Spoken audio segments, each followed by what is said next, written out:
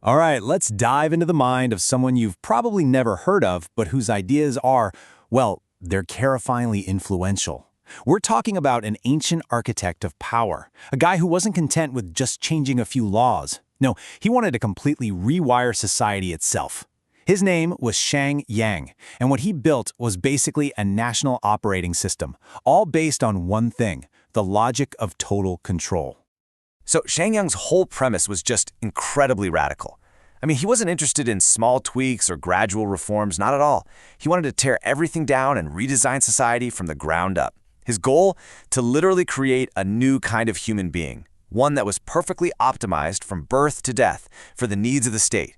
Think of it like a complete reboot of the human operating system. Okay, so how do you even begin to build a system like that? Well, for Shang Yang, the answer was simple. You have to think of the state as a machine, a giant, powerful machine, a superpower in the making. And he believed this machine really only had two functions that mattered. Just two. And his vision for this machine state was just brutally simple.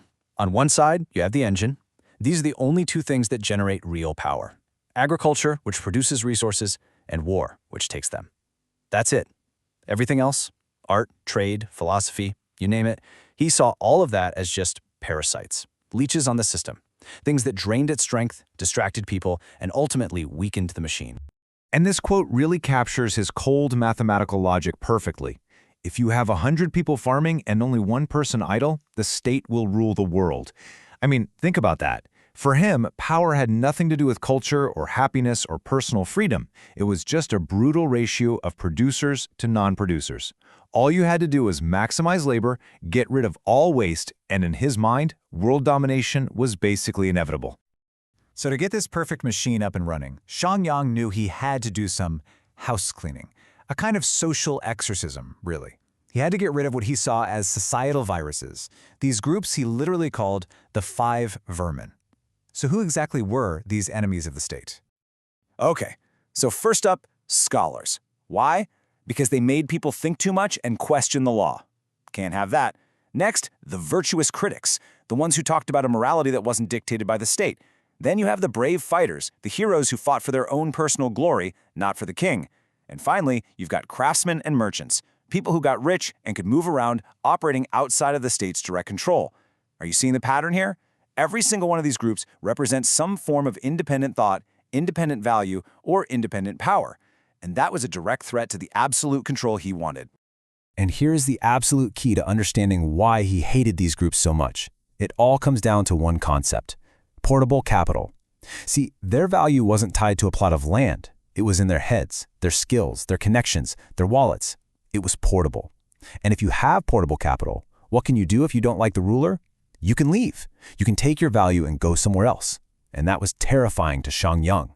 He needed a population that was stuck, that he could pin down and control, planted in the ground just like crops.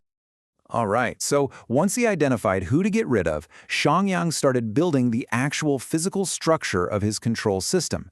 And this is where the abstract theory becomes a terrifying day-to-day reality for every single person living under his rule. His first move? He completely smashed the old feudal system. See, back then, you had all these local lords who had their own little kingdoms. He got rid of them. In their place, he set up 31 counties, each run by a bureaucrat appointed directly by him, by the central government.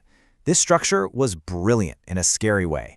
It acted like a network of giant straws, allowing the state to suck power, taxes, and information directly from every village, completely bypassing any local middlemen. And he locked this new structure down with 3 key tools. First, you have the Hukou system. Think of it as a super census, a household registration that mapped every person, every acre of land, every grain of rice. The state knew everything. Second, he built a surveillance pyramid, organizing everyone into small groups of families who were legally required to spy on each other. And third, travel permits. You couldn't even go to the next town without government papers. So you put it all together, and what do you have? It's not just a set of laws. It's the architecture of a nationwide prison designed to lock every single person in place. And this was the design principle, the goal, stated right there in his own laws. No one can escape. That says it all, doesn't it? It's simple, it's direct, it's absolute. In this system, there was no outside. There was no running away. There was no escape. But, you know, a physical prison isn't enough. You can build all the walls you want, but you also need to control what's inside people's heads. You need a psychological engine to make the whole thing run, and for Shang Yang, that engine ran on one thing. A brutal, calculated philosophy he called the math of terror. His formula for control was shockingly simple. It was basically a mathematical equation: 90% punishment and only 10% reward. He flat out believed that any state that tries to rule by being nice or virtuous is a weak state, destined to fail. A true superpower, he said, has to rule through fear, through terror. And this is probably his most infamous and most terrifying invention: collective punishment. The rule was just horrifyingly simple. If one person in your little 5-family unit committed a crime and you failed to report them, all 5 families were executed, your entire family wiped out for your neighbor's crime. You see what this does? It doesn't just discourage crime. It weaponizes the entire population against itself, turning every neighbor, every friend into a potential spy for the state. The logic behind this was just as cold and calculated. The principle was punish small crimes with heavy punishments. I mean, inflict unbelievably harsh penalties. We're talking death or mutilation for the tiniest offenses. Why would you do that? It's simple, because if you make people absolutely terrified of, say, littering, they will never even begin to think about committing a serious crime like treason. You make the cost of any mistake, no matter how small, absolutely catastrophic, and what you get is automated absolute obedience. Okay, so after all this incredible, terrifying project of social engineering, this complete rewiring of the human operating system, what's the final product? What kind of person does a system like this actually create? He created what can only be called the state's slave. This is a person who has been stripped of all personal will, all agency. You have exactly 2 options in life. Option 1, you farm and produce food for the state's granaries. Option 2, you fight and become a body for the state's army. That's it. There is no third option. It's work or die. And so with this perfectly controlled population of state slaves, the national operating system was finally complete. The machine was built, it was debugged, and it was ready to be turned on. And it was now aimed at its one true purpose: to power the most terrifying, efficient military force the ancient world had ever seen. A force that would become known as the headhunting army. And that really leaves us with a final, pretty chilling thought to chew on. Shang Yang's methods were obviously extreme, right?